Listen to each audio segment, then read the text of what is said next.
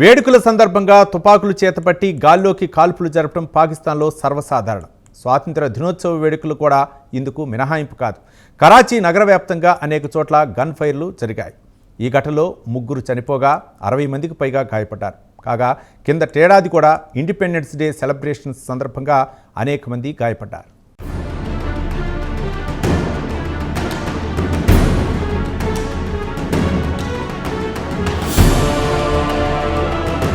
పాకిస్తాన్లో ఏదైనా అతే. పావులా యాక్షన్ చేయమంటే రూపాయి పావులా యాక్షన్ చేస్తారు. ఇందుకు దేశ స్వాతంత్ర దినోత్సవ వేడుకలు కూడా మినహాయింపు కాదు. అసలు పాకిస్తాన్లో ఒక కల్చర్ ఉంది. ఏ వేడుక జరిగినా చేతుల్లోకి తుపాకులు తీసుకుంటారు, గాల్లోకి కాల్పులు జరుపుతారు. దీంతో తమను తాము వీరులుగా శూరులుగా ఫీల్ అవుతుంటారు. పాకిస్తాన్లో అనాదిగా ఈ గన్ ఫైర్ ట్రెండ్ నడుస్తోంది.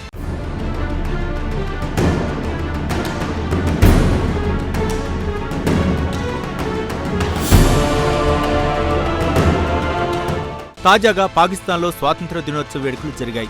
స్వాతంత్ర దినోత్సవ వేడుకలు అంటే చిన్న విషయం కాదు, ఫుల్ జోష్తో జరుపుకుంటారు. అయితే పాకిస్తాన్లో ఈ జోష్ ఎక్కువైంది. స్వాతంత్ర దినోత్సవ వేడుకలు శృతిమించాయి. వాణిజ్య రాజధాని అయిన కరాచీ నగరంలో అనేక చోట్ల జనం జోష్లో హోష్ కోల్పోయారు. ఇంకేముంది, ఓ చిన్నారి సహా 3 చనిపోయారు, 60 మందికి పైగా గాయపడ్డారు.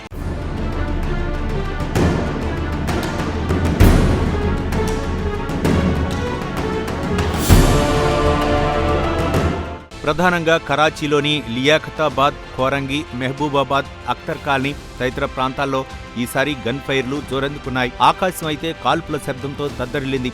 అజీజాబాద్లో మాత్రం ఓ చిన్నారి ప్రాణాలు కోల్పోయింది. అలాగే కోరంగి ప్రాంతంలో ఓ వృద్ధుడు చనిపోయాడు.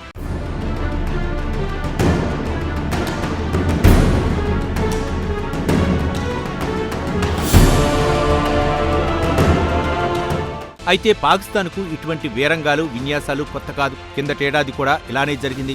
ఇండిపెండెన్స్ డే సెలబ్రేషన్స్ ను ధూమ్ధామ్గా జరుపుకుందామని ప్రజలు నిర్ణయించుకున్నారు. ఇంకేముంది, మూతి మీద మీసం వచ్చిన ప్రతివాడు చేతిలో తుపాకీ పట్టుకుని తయారయ్యాడు. డామ్ డామ్ అంటూ గాల్లో ఎడాపెడా కాల్పులు జరిపారు. కాసేపటికి గన్ ఫైర్ వీరంగం ఆగిపోయింది.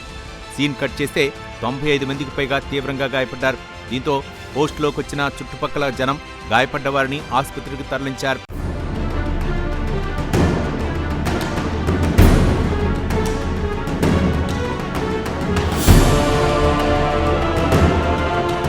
కాగా గన్ ఫైర్ సంఘటనలకు పాకిస్తాన్ పోలీసులు వెంటనే స్పందించారు. దాదాపు 20 మంది అనుమానితులను పోలీసులు అరెస్టు చేశారు. గన్ ఫైర్లకు పాల్పడినందుకు గాను వీరిపై కేసులు నమోదు చేశారు.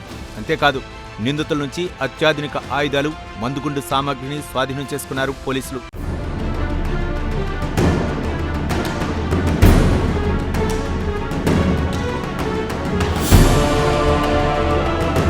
ఇదిలా ఉంటే పాకిస్తాన్ కూడా భారత్తో పాటే స్వాతంత్ర్యం వచ్చింది.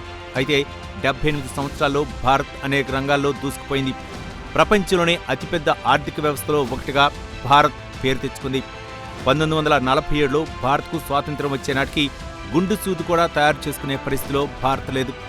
ఈ 78 సంవత్సరాల్లో భారత్ అద్వితీయంగా పురోగమించింది. అనేక రంగాల్లో భారత్ తనదైన మార్కు వేసింది. అయితే పాకిస్తాన్ ఇప్పటికీ ఏమాత్రం అభివృద్ధి చెందలేదు. నిత్యం కలహాలతో, రాజకీయ అనిశ్చితితో కొట్టుమిట్టాడుతోంది. అప్పు కోసం ప్రపంచ దేశాల చుట్టూ బొచ్చెపట్టుకొని తిరిగే పరిస్థితిలో ఉంది.